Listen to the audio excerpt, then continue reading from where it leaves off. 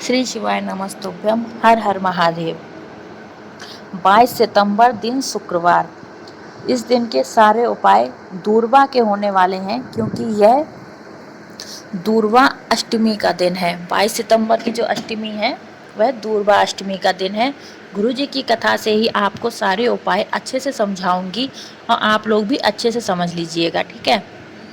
आज का वीडियो किन उपायों के ऊपर है। आपके घर में अगर लड़ाइयाँ बहुत होती हैं, आपको मान सम्मान नहीं मिलता, घर में आपकी कोई इज्जत नहीं करता है, और अगर पति पत्नी के बीच में प्रेम नहीं है, बहुत ही लड़ाइयाँ हैं, मतभेद हैं, तो आज का उपाय उन लोगों के लिए है, ठीक है। तो चलिए समझते हैं अपने पहले उपाय को। आप लोगों को स्क्रीन पर दूर्वा घास दिख रही होगी, हरी हरी दूर्वा घास। आपको दूर्वा घास की 21 डंडियां ले लेनी है, मतलब 21 दूर्वा आपको ले लेनी है। उसके बाद दूसरी चीज आपको ले लेनी है एक तांबे का कलश। तांबे के कलश में आप लोगों को घर से जल भर लेना है, अपनी किचन से जल भर लेना है। अब इसके बाद क्या करना है, आपने जो दूर्वा ली थी उस दूर्वा को, जो 21 दूर्वा ली थी, उनको आपको इस तांबे के कलश में डाल देना है। तो आपके कलश में क्या हो गया, एक तो जल हो गया जो आपने अपने घर से लिया है, और दूसरे हो गई वो 21 दूर्वा। अब इन दोनों चीज़ों को लेकर आप पहुंच जाइए शिव जी के मंदिर में, और शिव जी के मंदिर में जाके आपको ऐसे बैठ जाना है जैसे कि आपका मुख उत्तर दिशा की तरफ हो। और उत्तर दिशा आपको अगर नहीं भी पता हो तो आप लोग शिवलिंग का अर्घा देखकर पता कर लीजिए। जिस तरफ अर्घा जाता है, जिस तरफ शिवलिंग का जल बहकर जाता है, वही उत्तर दिशा होती है। तो आपको उसके अपोजिट बैठना है, जो उत्तर दिशा की तरफ आपका मुख हो। बैठ गए आप लोग। इसके बाद आपको क्या करना है, ये जो आप तांबे के कलश में जल और दूर्वा डालकर लाए हैं, उसको बहुत ही धीमे धीमे से शिवलिंग के ऊपर समर्पित करना है, तुम्रुकेश्वर महादेव के नाम से। और आपकी जो भी मनोकामनाएं हैं वह आप मन में बाबा से बोल देनी है आपको। और जल चढ़ाते समय आप लोगों को इस बात का विशेष ध्यान रखना है कि जो आपने 21 दूर्वा जल में डाली हैं वह निकल के शिवलिंग के ऊपर गिरनी नहीं चाहिए, क्योंकि वह शिवलिंग पर समर्पित नहीं करनी है। अब ये जो आपने जल समर्पित किया वह बहकर अशोक सुंदरी माता वाले स्थान से नीचे जाएगा। अब नीचे जो जल गिर रहा है उसको आपको तुरंत उसी लोटे में वापस उतार लेना है जिसमें आपकी दूर्वा पड़ी हुई है। तो अब उस लोटे में आपकी हो गई दूर्वा और आपका शिवलिंग से लिया हुआ जल। इसको लेकर आप लोग सीधे अपने घर चले जाइए, और घर में जाके आपको हर कमरे में वह जल छींट देना है। क्या होगा इससे, आप लोग जो ये जल अपने घर में छीटेंगे उसका प्रभाव यह है कि आपके मान सम्मान में वृद्धि होगी। हर इंसान आपसे प्यार से बात करेगा, आपकी बात मानेगा, ठीक है। ये तो हुआ आपका पहला उपाय। चलिए अब बात करते हैं अपने दूसरे उपाय की। यह उपाय उन लोगों के लिए है जो लोग कहते हैं कि अरे हमने तो बहुत सारे व्रत कर लिए लेकिन हमारी मनोकामना पूर्ण नहीं हो रही है। तो उन लोगों के लिए है यह उपाय। इसके लिए हम लोगों को क्या चाहिए, हम लोगों को चाहिए एक दूर्वा। एक दूर्वा चाहिए बस, लेकिन उस दूर्वा का भी नियम है एक। उस एक दूर्वा में 3 गांठ होनी चाहिए। जैसे कि आपने देखा होगा गांठें होती हैं दूर्वा में, उन तीनों गांठों में, जैसे कि एक में 2 पत्ती करके निकलती हैं, एक दूर्वा में 3 गांठ होनी चाहिए। वह दूर्वा हम लोगों को लेनी है। इसके बाद हम लोगों को लेना है एक बेलपत्र, खंडित ना हो, कहीं से कटा फटा ना हो। उसके बाद हम लोगों को लेना है एक सफ़ेद फूल। सफ़ेद फूल आप लोगों को जो उपलब्ध हो जाए वह सफ़ेद फूल आप लोग ले लीजिएगा। उसके बाद लेना है हम लोगों को एक समी पत्र। समी पत्र आप लोगों को मिल जाता है तो बहुत अच्छा है, अगर नहीं मिलता है तो इसकी जगह आप चावल का दाना भी ले सकते हैं। उसके बाद लेना है हम लोगों को तांबे का कलश, उसमें घर से किचन से भरा हुआ जल। और ये जो सबको लेकर हम लोगों को पहुंच जाना है शिवलिंग के पास।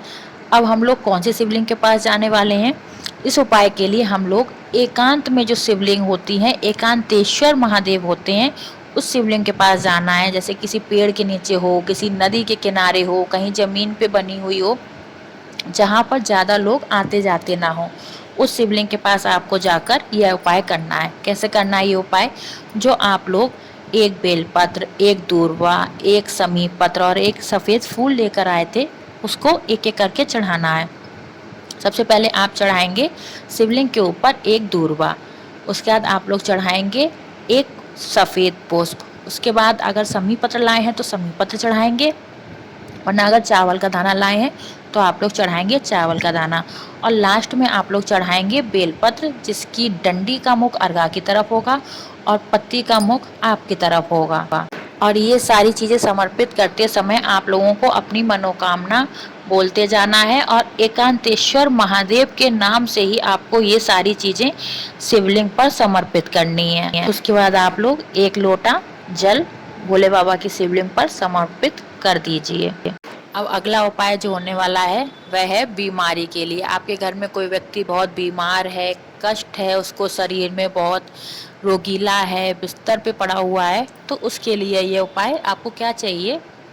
सबसे पहले तो आपको चाहिए 7 चावल के दाने। ठीक है, ले लिया आपने 7 चावल के दाने। उसके बाद आपको चाहिए बेलपत्री, कटी फटी ना हो, बिल्कुल खंडित ना हो, एक बेलपत्री लेनी है। अब जब दूर्वा अष्टमी का दिन है तो सारे उपाय दूर्वा से ही होंगे। इसके लिए आपको लेनी है 3 दूर्वा। ये सारी चीज़ें आप लोगों को जल के कलश में डाल लेनी है, और जो भी व्यक्ति परेशान है, बीमार है, उसका नाम और गोत्र बोलकर उसके हाथ को स्पर्श करवा के यह कलश लेकर आप लोगों को शिवलिंग के पास पहुंच जाना है। फेस रखना है आपको अपना उत्तर दिशा की तरफ, और यह जल जो है वो आपको धीरे धीरे से शिवलिंग पर समर्पित करना है। और किसके नाम से समर्पित करना है? कुंदकेश्वर महादेव के नाम से यह जल आप लोगों को समर्पित कर देना है, और वापसी में वह जल आपको उसी लोटे में भर के घर पे ले आना है। और जो व्यक्ति रोगीला है उसको इस जल का थोड़ा थोड़ा सा आचमन रोज करवाते रहना है। और किसके नाम से करवाना है? जिसके नाम से आपने ये जल समर्पित किया था, कुंदकेश्वर महादेव के नाम से आपको यह जल थोड़ा थोड़ा सा रोज समर्पित करवाना। और देखिएगा आपको उस रोग में, उस परेशानी में बहुत ही जल्दी आराम दिखेगा, और कैसे वो रोग जल्दी से सही हो जाएगा आपको पता भी नहीं चल पाएगा। चलिए अब बात करते हैं इस वीडियो के लास्ट उपाय की, जो कि है खास करके इच्छा पूर्ति, मनोकामना पूर्ति के लिए उपाय। तो इस उपाय में हम लोगों को किस चीज़ की ज़रूरत है? सबसे पहले तो हमें इस उपाय में ज़रूरत है 5 सफ़ेद फूलों की।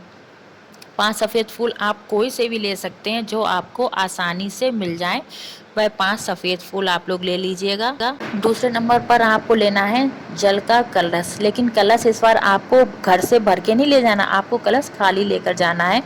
और वह जल आपको किस नियम से लेना है वह मैं आपको अभी बताऊंगी। तीसरे नंबर पर आपको लेनी है 5 बेलपत्र, कटी फटी ना हो, खंडित ना हो, ठीक है ना।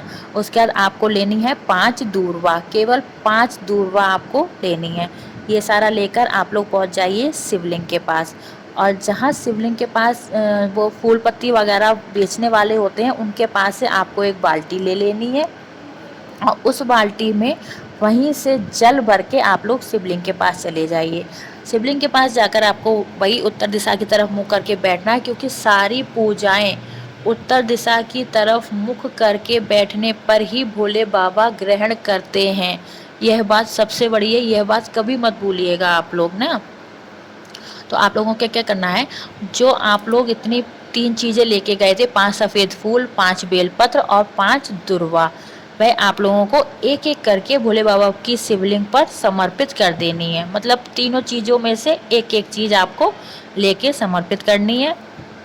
उसके बाद जो आप लोग बाल्टी में जल भर के ले गए थे उसमें से एक कलश जल बोर के निकाल लीजिए, और उसको भोले बाबा की शिवलिंग पर धीरे धीरे करके समर्पित कीजिए। और जल समर्पित करते समय, सारी चीज़ें समर्पित करते समय आप लोगों को श्री शिवाय नमस्तुभ्यम मंत्र का जाप करते रहना है। और अब पूछोगे कि वो 5 चीज़ें मंगाई थी उनका क्या करना है?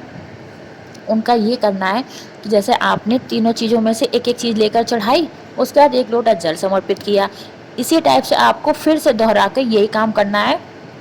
तीनों चीज़ों में से आप एक एक चीज़ चढ़ाएंगे, फिर 1 लोटा जल, फिर एक एक चीज़ चढ़ाई, फिर 1 लोटा जल, फिर एक एक चीज़ चढ़ाई, फिर 1 लोटा जल, ठीक है ना।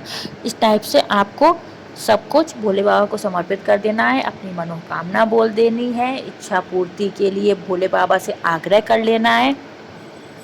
और आपका यह उपाय बहुत ही अच्छा होने वाला है। आप लोग विश्वास नहीं मानेंगे, बाद में मैसेज करके ज़रूर गुरुजी से कहेंगे, आप लोग खत चिट्ठी लिख के भेजेंगे कि आपके इस उपाय से मेरे सारे काम बन गए।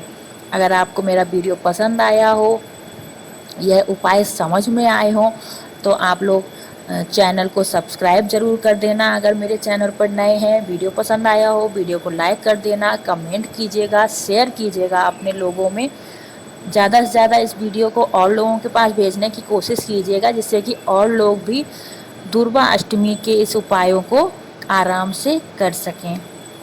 हर हर महादेव, श्री शिवाय नमस्तुभ्यम।